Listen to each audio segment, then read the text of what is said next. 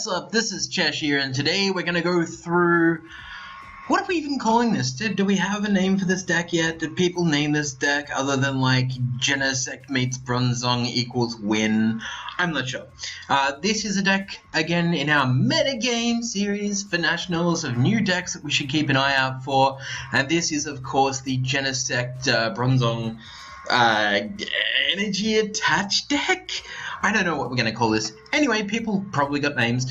Let's run through. So first off, we have 2 copies of Shaman EX, as we know, for setup to draw those handy cards when you get low in your hand.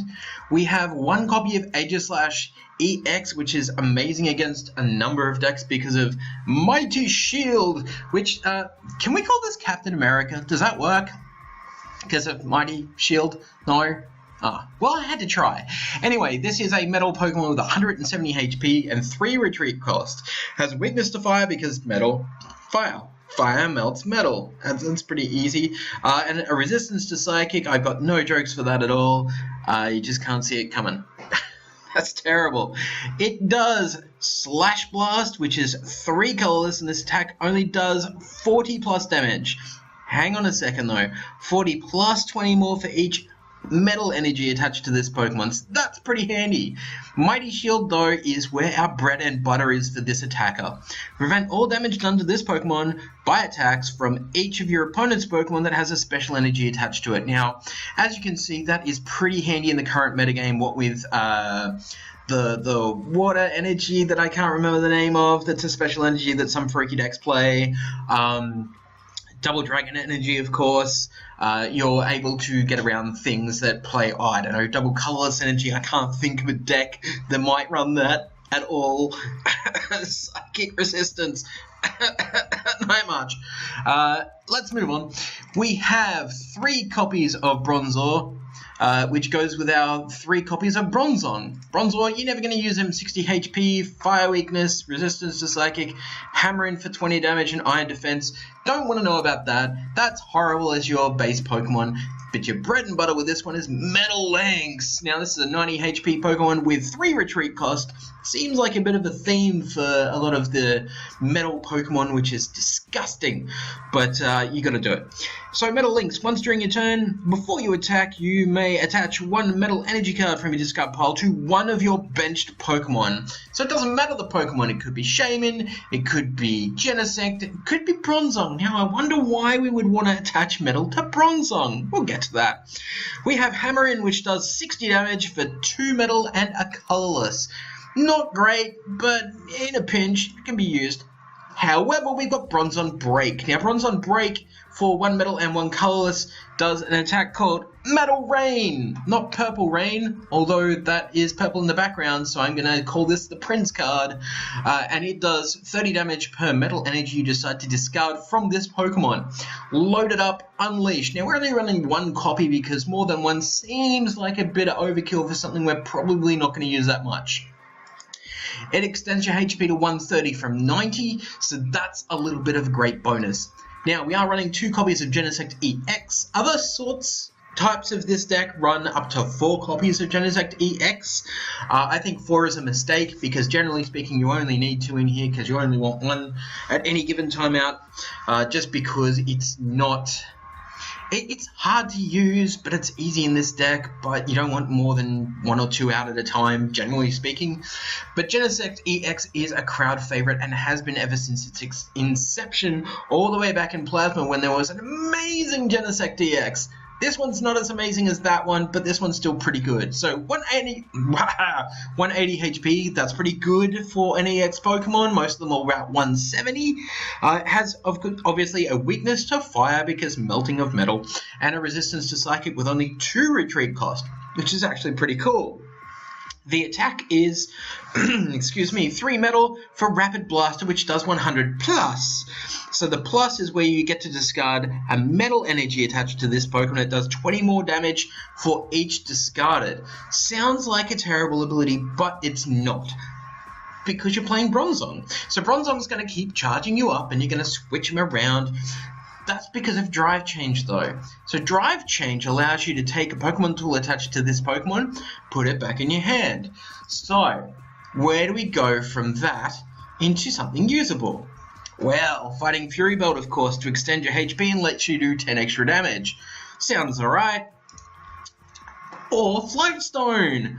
So if you interchange between Float Stone and between your Fury, then you're sitting pretty, basically. So this allows you to retreat for free. You retreat it back onto your bench. You power it up with your Bronzongs, and then go back out into the fray for some more smacky fun. However, there are copies of this deck that run Zora and Zorak. Now, the reason being is obviously step in and then be able to Float Stone back.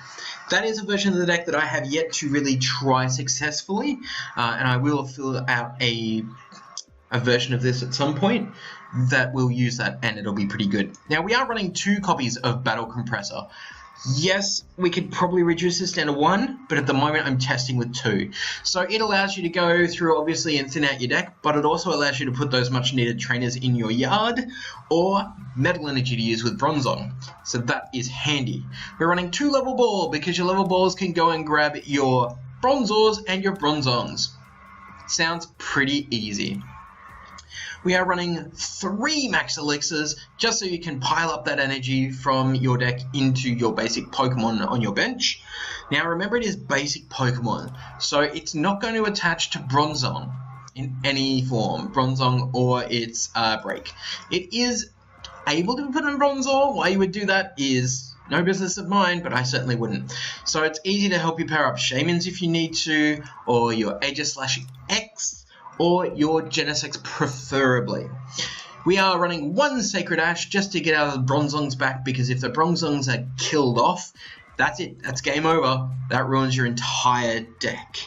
Now, we're running 1 Starling Megaphone for the obvious of discarding tool cards. We're running 4 Trainer's Mail to help us search out things like your Max Elixir or, you know, anything really. But they're in there just to help you filter through your deck a little bit more. We are running 4 Ultra Balls. We could probably knock that back to 3, but they're great for grabbing Shaymin or the Bronzongs or Genesects or pretty much any of your Pokemon, really. I think we've been through that about 1,001 times. Versus Seeker. Now, we're only playing 3 instead of our usual 4. The reason being is because we're not actually playing that much of a massive supporter line like we usually do. This deck runs fewer supporters than we would in most decks, just to try and help us have enough space for other stuff, especially when we're running 6 Pokemon tool cards when we usually only run about 4 in most decks. So we're running 1 Lysander for the obvious reason of switching out an opponent's Pokemon and being able to knock something out pretty quickly.